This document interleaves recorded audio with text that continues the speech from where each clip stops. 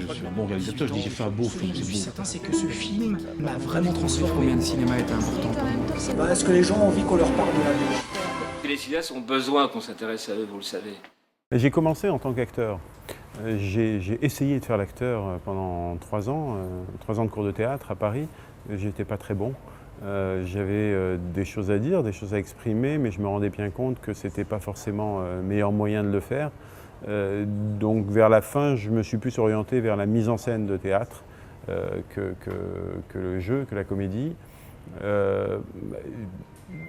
Je pense tout simplement qu'avec les thématiques qui m'étaient chères, et notamment dès Les Pierres Bleues du désert avec Jamel et Mektoub,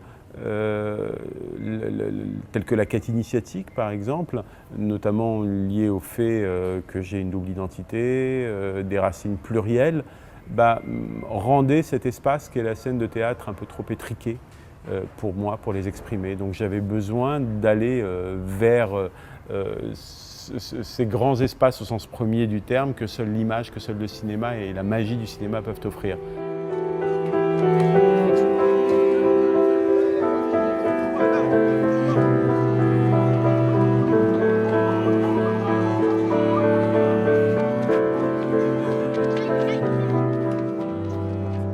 Dans le cadre de ce film, j'avais commencé par écrire un scénario. Et quand j'ai entendu parler d'un roman qui s'écrivait sur le même thème et avec le même point de vue que celui que j'avais adopté dans le scénario, j'ai demandé à le lire. L'auteur a eu la gentillesse de me l'envoyer, Mahi Bin Bin, et j'ai retrouvé finalement les mêmes ingrédients, mais surtout la même aventure humaine que j'avais envie de mettre dans ce film. Donc j'ai immédiatement stoppé l'écriture du scénario. Et avec mon co-scénariste, Jamel Belmahi, on s'est lancé dans l'adaptation du roman. Ce n'est pas un film sur les attentats en eux-mêmes, le film se termine avec les attentats, mais c'est un film sur le mécanisme qui nous permet, qui permet malheureusement à des enfants de se transformer au bout d'un moment en bombe humaine.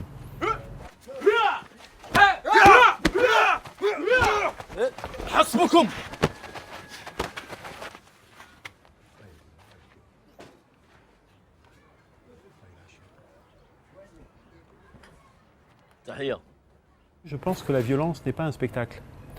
Et j'avais pas en tout cas envie de faire de la violence un spectacle. J'avais envie de faire un film sur la condition humaine. Je trouve que cette volonté absolue chaque fois de désincarner la violence, d'enlever des noms, d'enlever des visages, ne sert pas le propos parce qu'on devient forcément monochrome. Et parce que le méchant barbu qu'on voit là-bas de loin et qui est forcément méchant parce qu'il est musulman et parce qu'il est islamiste et parce qu'il est évidemment radical, extrémiste, on ne le connaît pas, il vaut mieux pas le connaître, donc il vaut mieux le laisser à distance. Moi j'avais envie au contraire de passer de l'autre côté du miroir et puis d'aller essayer de comprendre comment des gamins qui sont des gamins comme tous les autres, qui ont un nom, qui ont un prénom, qui ont une famille, qui ont un quartier dans lequel ils habitent. Alors certes il est misérable ce quartier, mais si tous les gens misérables devenaient des kamikazes, il y aurait des centaines de millions de kamikazes sur Terre. Donc il y a forcément d'autres raisons qui sont liées à leur être profond et à tous ces micro-traumatismes qui construisent un individu et qui le rendent à un moment ou à un autre de son existence plus perméable que d'autres individus à certaines thèses. Et c'est ça qui m'intéresse.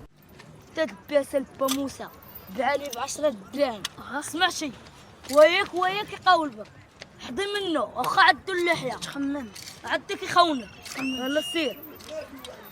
Je montre d'un côté des enfants qui deviennent des adultes et qui sont au nom de la religion manipulés, embrigadés, et de l'autre côté des gens qui se servent, qui utilisent cette religion, qui n'est pas l'islam, bien évidemment. C'est même pas qu'il y a un bon et un mauvais islam, c'est que d'un côté c'est l'islam et de l'autre côté c'est pas l'islam, c'est autre chose. Mais vous savez, depuis que le monde est monde, la religion est utilisée pour servir toute forme de cause. Et il n'y a rien de nouveau en soi de ce point de vue-là. نبيل طارق فؤاد عندي لكم واحد البشرة غادي تخدموا معنا دويت مع أبو الزبير وعطى الموافقة ديالو الحمد لله لا تغضب ولك الجنة. Les enfants d'Alizawa auraient pu devenir ce que sont les adultes, les héros adultes des Chevaux de Dieu, sans aucune équivoque, c'est vrai, et d'autant plus, ça peut-être pour l'anecdote, que j'ai tourné certaines séquences d'Alizawa à Sidi Moumen en 99, donc 4 ans avant les attentats. D'ailleurs, à l'époque, j'avais trouvé ce quartier plutôt paisible, les gens plutôt pacifiques. Donc c'est vrai que le 16 mai 2003, quand j'ai entendu que ces gamins qui se sont fait sauter venaient de Sidi Moumen, ça a été déjà en soi un premier choc pour moi.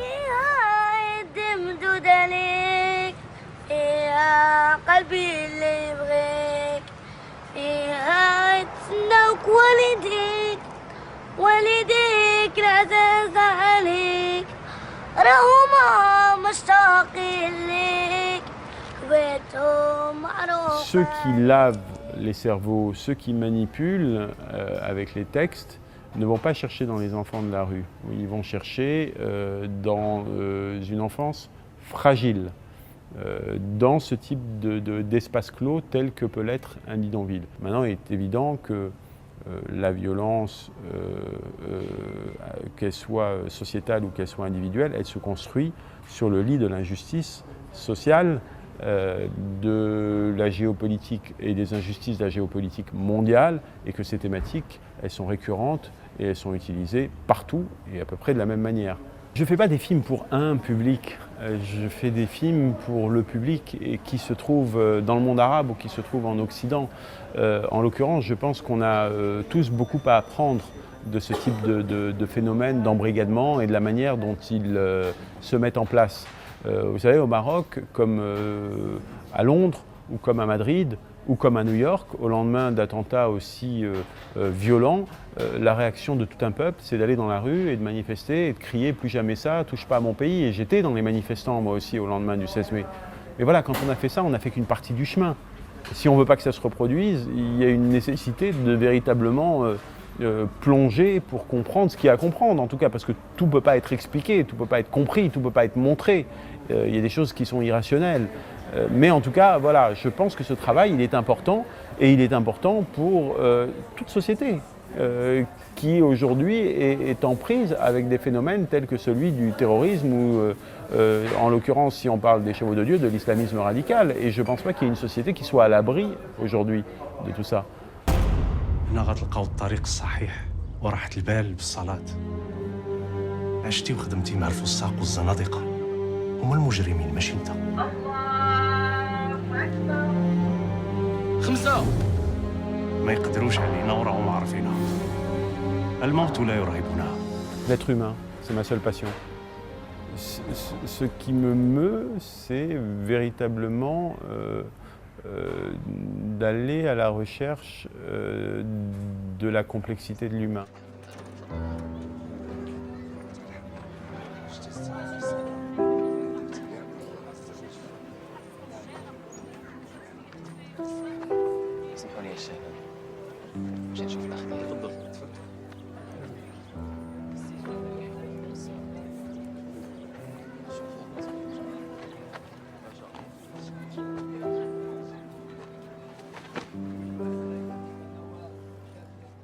Un film, pour qu'il ait une existence, et que cette existence soit la plus large possible, la coproduction, c'est un véritable enjeu pour ça aussi.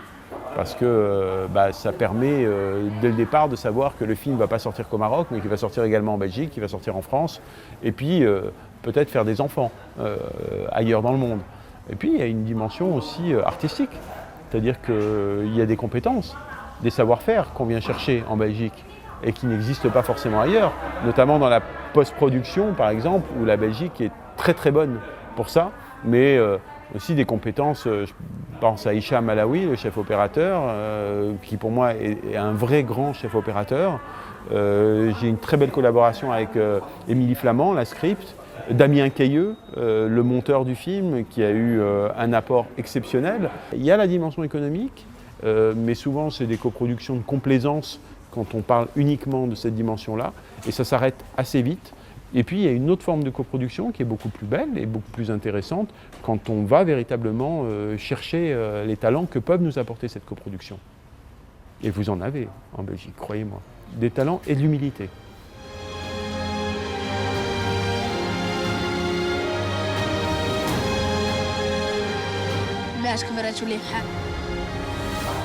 بصح غادي نديرها أنا ما خايفش. اختارونا الشهادة. وعدونا الجنة.